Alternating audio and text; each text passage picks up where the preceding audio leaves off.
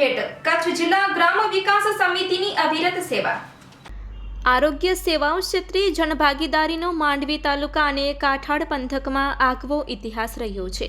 સરકારના આરોગ્ય વિભાગ હેઠળના સિવિલ હોસ્પિટલ માંડવી ખાતે આરોગ્ય સેવા માટેના વહીવટી ઉપયોગ અર્થે 2 કોમ્પ્યુટર ઉપકરણોની ભેટ શ્રી કચ્છ જિલ્લા ગ્રામ વિકાસ સમિતિના પ્રમુખ શ્રી અરવિંદ જોશી અને ચંદ્રકાંત મોતાના પ્રયાસોથી આપવામાં આવ્યો છે।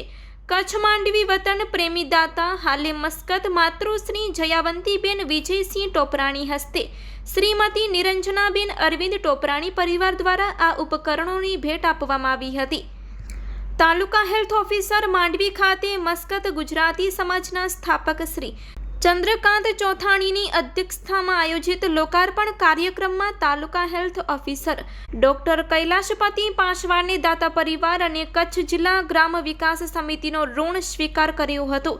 આરોગ્ય કેન્દ્રના તબીબ ડોક્ટર ધીરજ ડુંગરખિયાએ તાલુકા હેલ્થ ઓફિસર દ્વારા સગર્ભા બહેનો, દિવ્યાંગ બાળકો, રસીકરણ, કુપોષિત બાળકો અને કેન્સરના દર્દીઓની સેવા અને સહાયતા માટે આ ઉપકરણો મૂલ્યવાન હોવાનું જણાવ્યું હતું। આ પ્રસંગે ગ્રામ વિકાસ સમિતિના સભ્યો સર્વશ્રી દિનેશ શાહ માંડવી, દાતા પરિવારના દિલીપભાઈ ટોપરાણી, વીએમ ગોસ્વામી, કેતન ગઢવી, મૂલચંદ રાજા, પીએચસી સ્ટાફ ઉપસ્થિત રહ્યા હતા।